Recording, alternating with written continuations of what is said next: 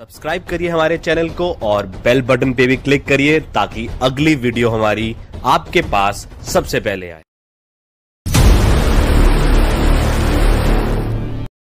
नमस्कार दोस्तों, मैं KC Chejara the defence D zone channel पर तहे दिल से स्वागत करता हूं। दोस्तों, आपकी ये जो पहली क्लास होगी ज्योमेट्री ज्यामिति से अपन स्टार्ट करेंगे, तो सभी स्टूडेंट एक बार मेरे साथ जुड़ सकते हैं और वीडियो को ज़्यादा से ज़्यादा आप शेयर करें। तो यहाँ अगर आप चैनल पर पहली बार हैं तो चैनल को सब्सक्राइब कर लें और साथ में अपने दोस्तों को आप बताएं कि the defence D zone channel पर क्लास रेगुलर होने वाली है। तो यहाँ पर अपन टॉपिक स्टार्ट करेंगे दोस्तों। टॉपिक नंबर 1 अपना शेड्यूल से ज्यामिति, मतलब पहला टॉपिक अपना ज्योमेट्री। तो मैंने टॉपिक वाइज बताया था आपको कि इतने टॉपिक होंगे। तो सबसे पहले आपके पास पेन और कॉपी होनी चाहिए दोस्तों। जब मैं आपको बोलूं तभी आपको लिखना है, सिर्फ आपको बोर्ड पे ध्यान देना है। कहने का मतलब है कि मोबाइल की स्क्रीन पर आपको अच्छी तरीके से देखना है। तो अपन यहाँ पर ज्यामिति की स्टार्ट करेंगे। तो दोस्तों, हो सकता है कुछ स्टूडेंटों को ज्योमेट्री आती है, कुछ स्टूडेंटों की वीक होगी, लेकिन मैं बेसिक से लेकर लेवल तक लेकर चलूँगा आपको। तो यहाँ पर अपन टॉपिक स्टार्ट करेंगे। तो टॉपिक स्टार्ट करने से पहले दोस्तों आपके पास पेन और कॉपी होनी चाहिए। उसके बाद में आप अच्छी तरीके से नोट्स बनाते जाइए। तो यहाँ पर ज्योमेट्री में, यहाँ पर टॉपिक का नाम लिखा हुआ है ज्योमेट्री। तो यहाँ पर ज्योमेट्री में अपन ट्राइंगल पढ़ेंगे। क्या पढ़ेंगे? त्रिभुज। तो त्रिभुज के अपन 6 पार्ट पढ़ेंगे दोस्तों एक ही क्लास में। तो सबसे पहला जो पॉइंट है ट्राइंगल का, तो होता क्या है वो तो मैं आपको समझाऊंगा, लेकिन सबसे पहले आपको समझना है, उसके बाद में आपको नोट करना है। तो पहला पॉइंट, तो यहाँ से फर्स्ट पॉइंट में लिखवाऊंगा, आपको नोट करना है, पहले समझना है। तो यहाँ पर ज्यामिति की बात करें तो सबसे पहले पढ़ेंगे अपन ट्राइंगल। ट्राइंगल मतलब त्रिभुज। तो त्रिभुज है तो आप सभी जानते हो। तो यहाँ पर त्रिभुज की बात करें तो सबसे पहले मैं यहाँ पर एक त्रिभुज बना देता हूँ। तो त्रिभुज यहाँ पर ए, बी और सी। तो सबसे पहला ही पॉइंट आपको याद रखना है कि त्रिभुज के तीनों कोणों का योग 180 डिग्री होता है। लेकिन समझाने के लिए ये जरूरी है कि क्यों होता है, आप यहाँ पर क्यों लगा दो कि 180 डिग्री क्यों होता है। अगर आप क्यों का जवाब जानना चाहते हो तो दोस्तों आप मेरे साथ बने रहिए। अगर आप रट के पढ़ रहे हो तो इसका मतलब आपकी ज्योमेट्री वीक है। तो सबसे पहले आपको पता होना चाहिए कि 180 डिग्री क्यों होता है, तीनों कोणों का योग। तो यहाँ से सबसे पहले ए एंगल, ये बी, ये एंगल सी। तो सबसे पहले आपको 2 लाइन याद होनी चाहिए दोस्तों। तो मैं यहाँ पर बता देता हूँ। अगर आपके पास 2 लाइन समांतर है, 2 लाइन अगर पैरेलल है, अगर एक तिर्यक रेखा इसको काट रही है, तो यहाँ पर जो एकांतर कोण होते हैं, 2 पॉइंट आगे आएंगे तो आपको समझना है। यहाँ पे 2 लाइन समांतर है, एक तिर्यक रेखा अगर इसको काट रही है तो यहाँ पर एकांतर कोण, ये अगर थीटा है तो ये कोण भी कितना होगा? थीटा। जब भी आपके पास अगर जेड बन रहा है तो एकांतर कोण क्या होगा? बराबर होंगे। ये अगर 50 है तो ये कोण भी कितना होगा? 50। तो पहला पॉइंट ये याद रखना है आपको। और आपको पता है कि एक सीधी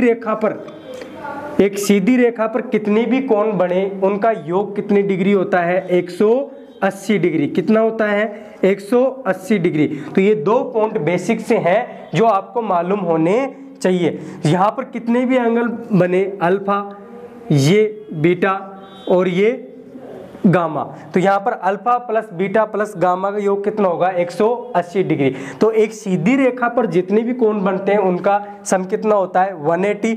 और यहाँ पर एकांतर कोण क्या होते हैं? बराबर। तो ये चीज आगे आएंगी। तो सबसे पहले समझने के लिए तीनों कोणों का योग 180 डिग्री क्यों होता है। तो यहाँ पर आपको पता है ये ए, बी और सी, इसका मतलब ये कोण क्या है? बी, ये कोण क्या है? सी, और ये एंगल क्या है? ए। तो यहाँ पर आपको प्रूफ करना है तीनों कोणों का योग 180 डिग्री क्यों होता है। तो यहाँ पर BC के समांतर ए से जाती हुई एक पैरेलल लाइन खींच दो, मतलब समांतर रेखा। तो यहाँ पर आपने एक समांतर रेखा ड्रॉ कर दी है यहाँ पर BC के समांतर। यहाँ पर मतलब BC के समांतर ये वाली लाइन हो गई। तो यहाँ पर आपको दिखाई दे रहा है ये दोनों लाइन जब भी समांतर होती है, ये कोण अगर B है तो यहाँ पर Z बन रहा है, तो ये कोण भी कितना होगा यहाँ पे बी कोण, तो ये जेड बन रहा है आपके पास, तो ये कोण कितना होगा बी। ये कोण अगर बी है तो ये कोण भी कितना होगा बी, क्योंकि एकांतर कोण है। अब आगे बात करें, ये कोण सी है, यहाँ से ये कोण अगर आपको सी दिखाई दे रहा है तो ये कोण भी कितना होगा सी, क्या होगा सी। और आपको पता है एक सीधी रेखा पर बने कोण का सम कितना होता है 180। अब देखो एक सीधी रेखा पर एंगल ए, आगे एंगल बी और आगे एंगल सी, तो इन तीनों का योग जो होगा कितनी डिग्री होगा 180 डिग्री। अगर आप प्रूफ करके पढ़ रहे हो तो दोस्तों आपको बेसिक तरीके से समझ में आएगा और ज्योमेट्री में आपका इंटरेस्ट बढ़ेगा, क्योंकि ज्योमेट्री कुछ स्टूडेंटों की वीक इसलिए होती है कि वो रट के पढ़ते हैं। आपको रट के नहीं पढ़ना है, आपको पता है कि तीनों कोणों का योग 180 होता है, लेकिन क्यों होता है समझने की बात ये है। तो आपको मैंने समझाया है कि तीनों कोणों का योग 180 डिग्री क्यों होता है। तो ये पहला पॉइंट है, आप इसका स्क्रीनशॉट ले सकते हो और इसको नोट कर सकते हो। तो यहाँ तक आप नोट करें। फिर सेकंड पॉइंट में बढ़ते हैं यहाँ इसके बाद में। तो इसके बाद में अपन स्टार्ट करेंगे सेकंड पॉइंट। इसका ट्राइंगल चल रहा है अपना त्रिभुज, तो इसका सेकंड पॉइंट अपन कवर करेंगे। सेकंड पॉइंट क्या कहता है समझे और उसके बाद में आप नोट करें। तो सेकंड पॉइंट है यहाँ से, सेकंड पॉइंट क्या कहता है, इधर देखो आप बोर्ड पे, ये आपके पास त्रिभुज है ए बी और सी, ए बी और सी। तो ये जो एंगल है ए, ये एंगल क्या है बी, ये जो एंगल है ये कौन सा कोण है बाह्य कोण। BC को मैं आगे बढ़ा दूं तो ये वाला एंगल कौन सा है बाह्य कोण। जो बाह्य कोण होता है, सेकंड पॉइंट यही याद रखना है आपको, बाह्य कोण जो होता है अंत अभिमुख कोणों के योग के बराबर होता है। अगर आपको ये वाला एंगल निकालना है, इस एंगल का नाम मैं दे देता हूं अल्फा। जो अल्फा एंगल होता है, अल्फा एंगल किसके बराबर होगा angle A plus angle B. तो यहां से लिख सकते हो आप angle A plus angle B, लेकिन रट के नहीं पढ़ना है। मैंने आपको बताया ऐसा होता क्यों है, अगर ऐसा होता क्यों है वो आपको समझ में आ जाएगा। इसका मतलब आपको मानकर चलोगे ज्योमेट्री आने लग गई। तो यहाँ से ए बी और सी, ये जो कौन सा कोण है बाह्य कोण। बाह्य जो कोण है हिंदी में लिख देता हूं मैं यहाँ से, बाह्य जो कोण है इसको क्या बोलते हैं अल्फा। यहां पर लिख देता हूं मैं, जो अल्फा है क्या है बाह्य कोण। और बाह्य कोण जो होता है अंतःअभिमुख कोण सा है ए और बी, अंदर वाले कोण दो एक ही दिशा में आपको दिखाई दे रहे हैं। तो यहां पर आपको लिखना पड़ेगा अंतःअभिमुख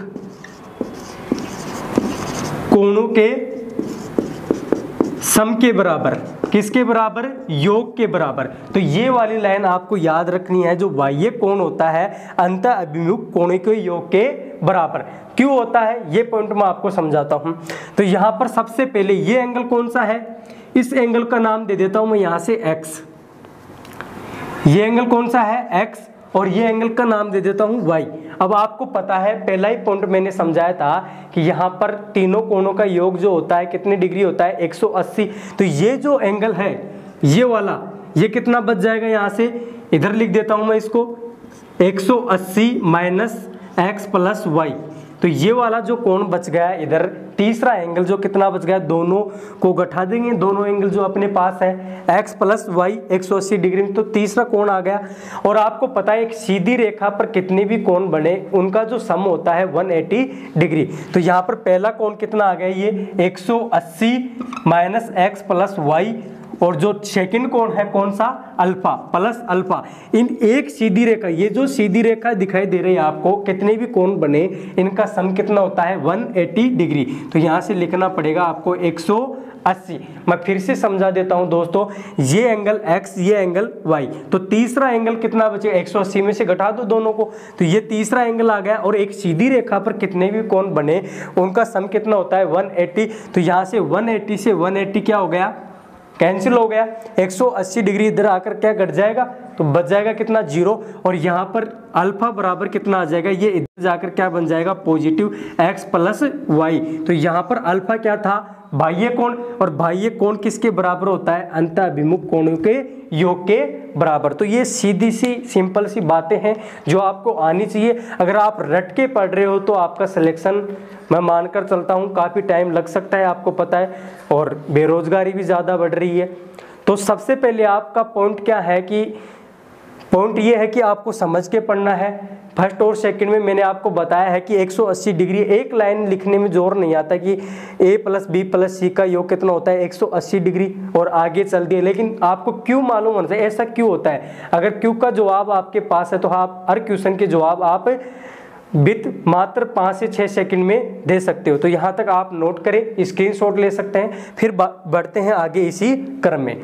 तो यहाँ तक आपने लिख लिया है। 2 पॉइंट हो गए किसके, ट्राइंगल के, मतलब त्रिभुज के। तो यहाँ पर दोनों लैंग्वेज होगी दोस्तों, इंग्लिश और हिंदी, तो आपको बिल्कुल भी घबराने की जरूरत नहीं है। तो अगला पॉइंट क्या कहता है वो मैं आपको समझाता हूँ। Point number 3। तो पॉइंट नंबर 3 क्या है उस पर आप ध्यान देना। पॉइंट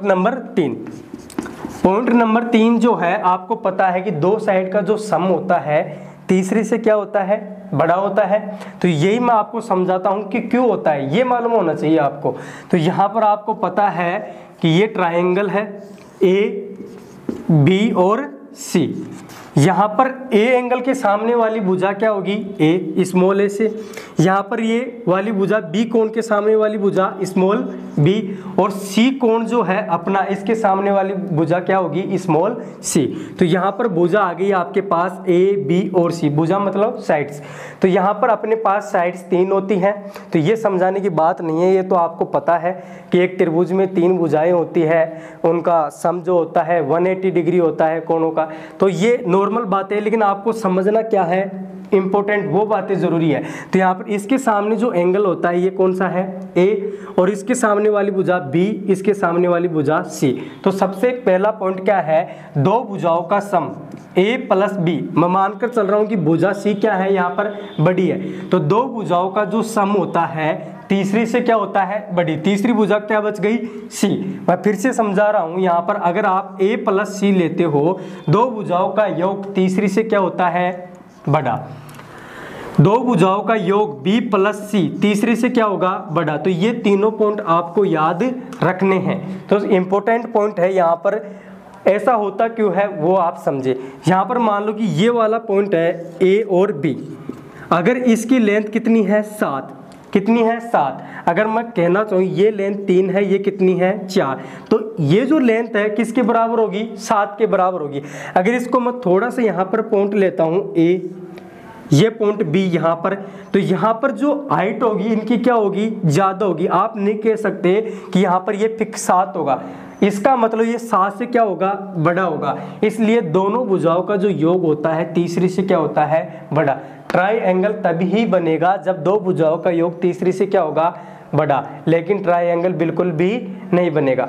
अब आगे की बात करें, जैसे ये पॉइंट तो आपको पता होना चाहिए कि 2 भुजाओं का योग तीसरी से क्या होता है, बड़ा, लेकिन 2 भुजाओं का जो अंतर है वो क्या होगा, तीसरी से हमेशा क्या होगा, छोटा होगा। क्या होगा, छोटा। 2 भुजाओं का जो सम है तीसरी से क्या होगा, यहाँ पे छोटा होगा। अगला जो पॉइंट है a - c, जो तीसरी से क्या होगा, छोटा। इसका मतलब 2 भुजाओं का योग तीसरी से बड़ा। इसका मतलब उल्टा भी आप याद रख सकते हो कि 2 भुजाओं का अंतर तीसरी से क्या होगा, छोटा। तो ये तीसरे पॉइंट में 2 पॉइंट आपको और याद रखने हैं, लिखवाने की आपको जरूरत नहीं है, लेकिन आप नोट्स बना सकते हो यहाँ से। तो सबसे पहला पॉइंट मैं फिर से रिवीजन कर देता हूँ कि तीनों कोणों का योग कितने डिग्री होता है, 180। सेकंड पॉइंट, बाह्य कोण जो होता है अंतःअभिमुख कोण के योग के बराबर।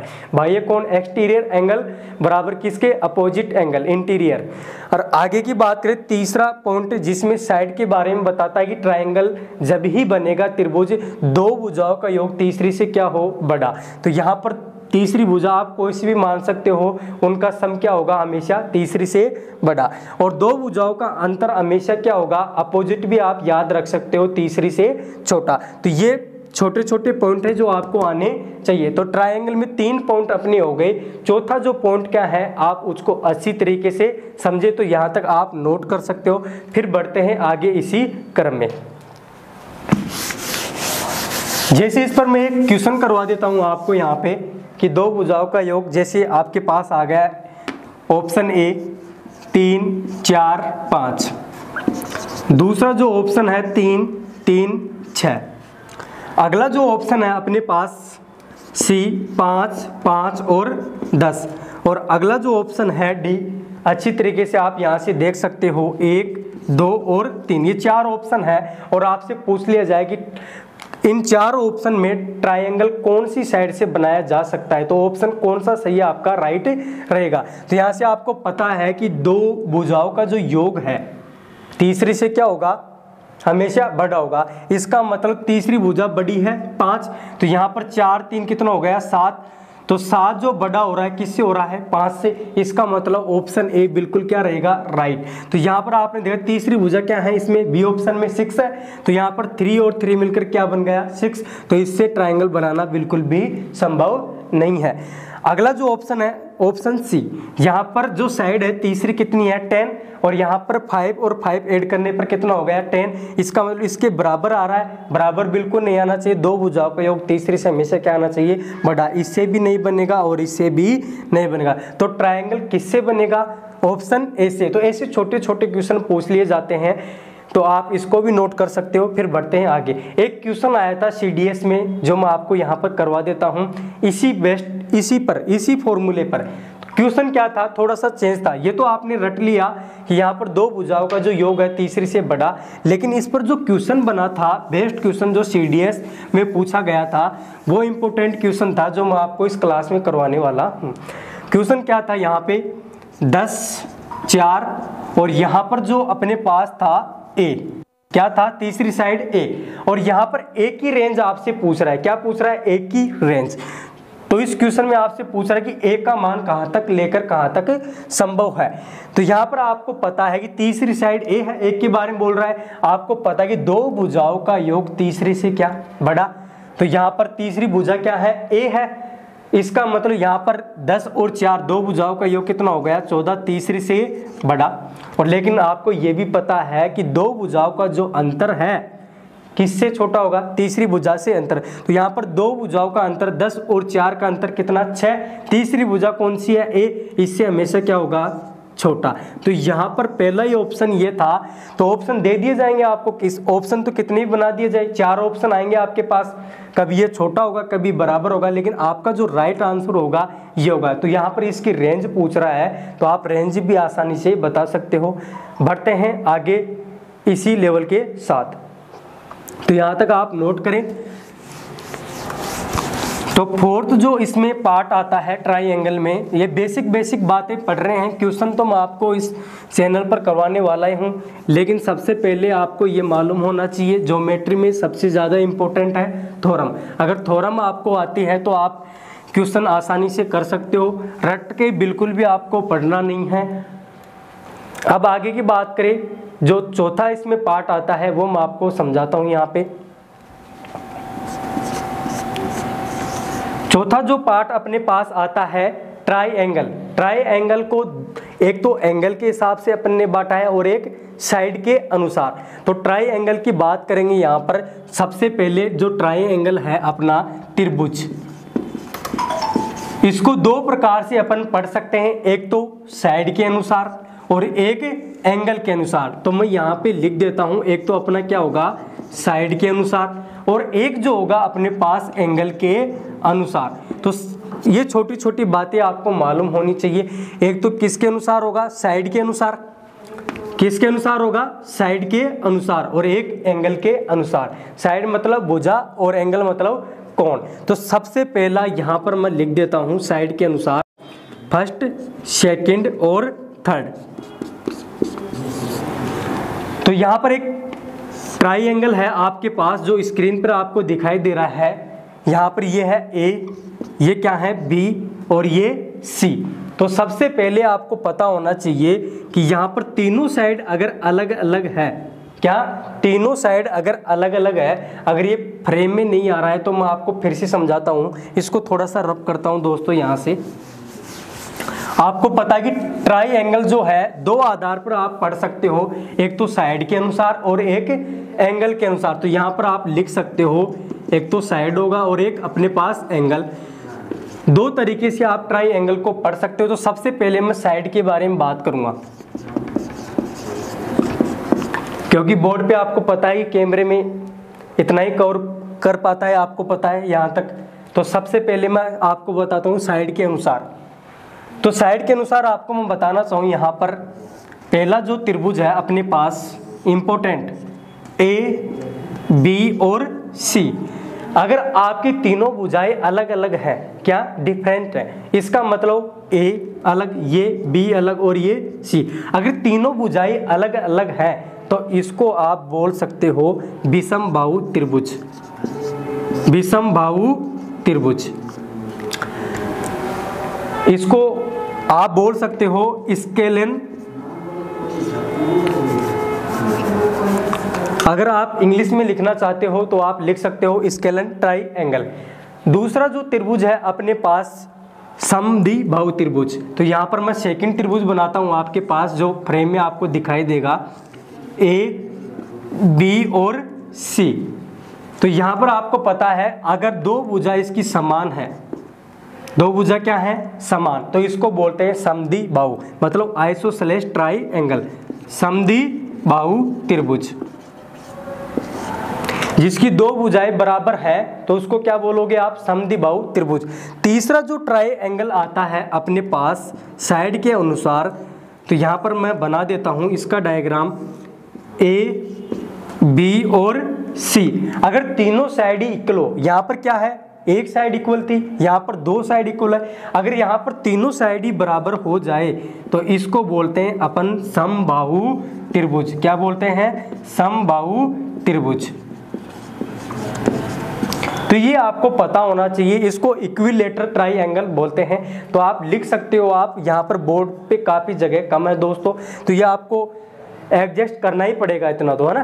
तो यहाँ पर आपको पता है कि साइड के अनुसार तीन ट्राइंगल आप पढ़ सकते हो। तो सबसे पहला त्रिभुज जो है अपना विषमबाहु त्रिभुज, इसमें तीनों साइड क्या होगी, अलग अलग होगी। क्या होगी, अलग अलग। तो यहाँ पर भुजा ए बराबर बी बराबर सी नॉट इक्वल होगा, क्या होगा, तीनों भुजाएं क्या होगी, अलग अलग। अगर तीनों भुजाएं अलग अलग है तो यहाँ पर इसके सामने के एंगल भी क्या होंगे, अलग अलग होंगे। तो यहाँ पर angle A, angle B, angle C क्या होंगे, अलग अलग होंगे। अगर तीनों साइड अलग है इसका मतलब तीनों एंगल भी क्या होंगे, अलग अलग होंगे। अगला जो त्रिभुज है अपने पास सेकंड नंबर का समद्विबाहु त्रिभुज, यहाँ पर दो साइड अगर इक्वल है तो इसके सामने के जो कोण भी हैं वो क्या होंगे, इक्वल होंगे। इसके सामने का कोण भी क्या होगा, थीटा। अगर ये 50 डिग्री है इसके सामने तो इसके सामने भी क्या होगा, 50 डिग्री। तो ये छोटी छोटी बातें आपको मालूम होनी चाहिए। यहाँ पर अगर दो भुजा बराबर हैं तो इसके सामने के कोण भी क्या होंगे, इक्वल होंगे। तो यहाँ पर अगर आपके पास समबाहु त्रिभुज आ जाए तो इसमें तो आपको पता है कि तीनों साइड ही बराबर है। क्या है, तीनों साइड ही बराबर है। इसका मतलब ए बराबर बी बराबर क्या होगा, सी। जब भी तीनों साइड अगर बराबर है तो इनके सामने के कोण भी बराबर होंगे, बिल्कुल होंगे। और आपको पता है कि तीनों कोणों का योग कितना होता है, 180। इसका मतलब ये कितने डिग्री का होगा, 60 का। ये कितना, 60 का। और ये कितने का, 60 का। इसका मतलब समबाहु त्रिभुज में तीनों साइड तो इक्वल होती हैं, प्रत्येक कोण भी क्या होता है, बराबर होता है। ये बात आपको मालूम होनी चाहिए और ये मैंने आपको प्रूफ दिया है। तो मैं एक बार फिर से रिवीजन करता हूँ इस पॉइंट को दोस्तों। तो यहाँ पर फोर्थ पॉइंट जो अपना था साइड के अनुसार, तो साइड के अनुसार आपको पता होना चाहिए ए, बी, सी तीनों साइड अगर डिफरेंस है, अलग अलग है, इसका मतलब क्या बनेगा, ये विषमबाहु त्रिभुज। ये किसी राक्षस के नाम नहीं है, समद्विबाहु, समबाहु, ये क्या है, एक ट्राइंगल के नाम है। अगला जो त्रिभुज है विषमबाहु त्रिभुज, जिसमें तीनों साइड अलग अलग है। और ये कौन सा त्रिभुज है, समद्विबाहु, जिसमें आपको पता है कि दो साइड इक्वल है। दो साइड अगर इक्वल है तो इसके सामने के कोण भी क्या होंगे, इक्वल होंगे। और आगे बात करें यहाँ पर समबाहु त्रिभुज, जिसमें तीनों साइड ही क्या होती है, बराबर होती है। और तीनों साइड के सामने कोण भी क्या होंगे, बराबर होंगे। तो ये पॉइंट आपको लिखना है और आप इसका स्क्रीनशॉट ले सकते हो। फिर बढ़ते हैं आगे इसी क्रम में। तो यहाँ तक आप नोट कर सकते हैं, फिर मैं आपको आगे की चीजें बताता हूँ। तो यहाँ पर साइड के अनुसार ट्राइंगल विषमबाहु, समद्विबाहु और समबाहु त्रिभुज। तो ये पार्ट आपको आना चाहिए। अब मैं आपको बताता हूँ एंगल के अनुसार, एंगल मतलब कोण के अनुसार, तो ये भी आपको मालूम होने चाहिए। तो यहाँ तक आप धीरे धीरे नोट कर सकते हो। बेसिक तरीके से मैं आपको समझा रहा हूँ, क्यों का जवाब बिल्कुल जीरो लेवल से लेकर मैं आपको हाई लेवल तक तैयारी करवाने वाला हूँ। अगला जो पॉइंट है आप उसको अच्छी तरीके से समझे कि एंगल के अनुसार अपन कैसे पढ़ सकते हैं। तो एंगल की बात करें यहाँ पर, तो इसको भी 3 भागों में बांटा गया है। तो सबसे पहला कोण जो आपको पता होना चाहिए, यहाँ पर सबसे पहला त्रिभुज ए बी और सी, ए बी और सी।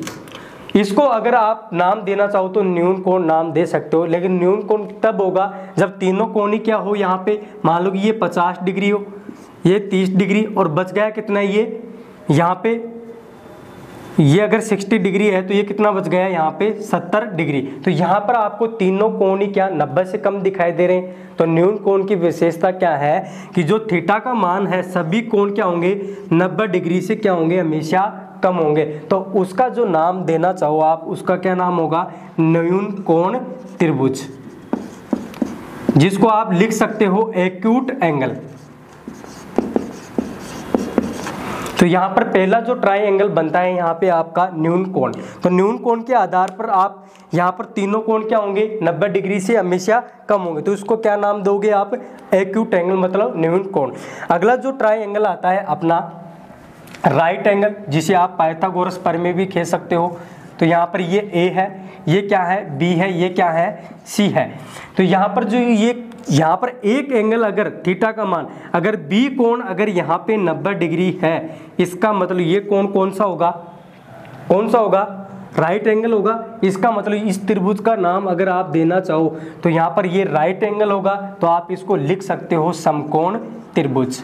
क्या लिख सकते हो, समकोण त्रिभुज, जिसको आप लिख सकते हो राइट एंगल।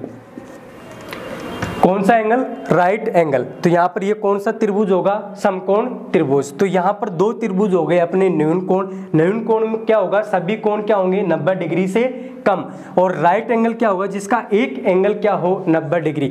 अगला 2 अधिक कोण आता है, इसके बाद में कौन सा कोण आता है, अधिक कोण। तो अधिक कोण के बारे में भी मैं आपको समझा देता हूँ।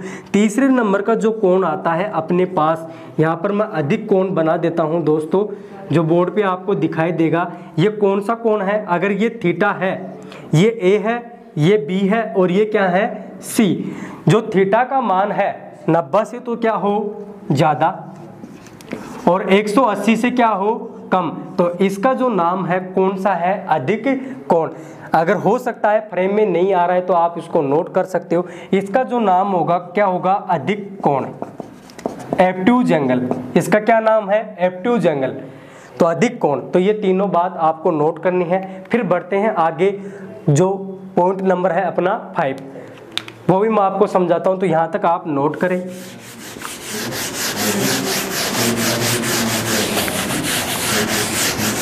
तो ये तो एंगल के अनुसार आपने बताया कि ये समकोण है, राइट एंगल है, अधिक कोण है। एंगल के अनुसार बता दिया आपने। अगर आपको साइड दे दी जाए, अगर ये 3 ऑप्शन दे दिए जाए, अगर आपसे पूछ लिया जाए कि ये कोण कौन सा है, ये ट्राइंगल कौन सा है, तो आप बता सकते हो आप आसानी से। तो यही मैं आपको समझाता हूँ यहाँ पे पॉइंट 5। तो पॉइंट 5 क्या है, जैसे मैं आपको समझाना चाहूँ, यहाँ पे ये ट्राइंगल है अपने पास ए बी और सी। इसके सामने वाली साइड ए, इसके सामने वाली साइड बी, इसके सामने वाली साइड सी। तो ये तो बिल्कुल समझ में आ रहा है, लेकिन आपको ये पॉइंट भी मालूम होना चाहिए कि 2 भुजाओं का योग तीसरी से बड़ा। लेकिन अब की बार मैं ये बता रहा हूँ, यहाँ पर ए square plus B square, A square plus B square होगा या तो सी के स्क्वायर के बराबर, या इससे कम या इससे ज्यादा। A square plus B square, यहाँ पे लिख लो आप C square. A square plus B square, यहाँ पे लिख लो क्या, सी स्क्वायर। अगर A square plus B square plus C square से बड़ा है, 2 भुजाओं का वर्गों का ये जो योग है ए स्क्वायर प्लस बी स्क्वायर, तीसरी साइड के स्क्वायर से अगर बड़ा है, तो ये क्या बनेगा अपने पास, न्यून कोण। कौन सा कोण बनेगा, न्यून कोण। मैंने बताया कौन सा है, एक्यूट एंगल। ए स्क्वायर प्लस बी स्क्वायर अगर तीसरी साइड की स्क्वायर के बराबर है तो ये बनेगा राइट एंगल मतलब समकोण। कौन सा त्रिभुज बनेगा? समकोण त्रिभुज। अगला क्या है, एक ये तो अधिक हो गया, मान लो कि ए स्क्वायर प्लस बी स्क्वायर तीसरी साइड से अगर कम है स्क्वायर से तो ये जो बनेगा अधिक कोण।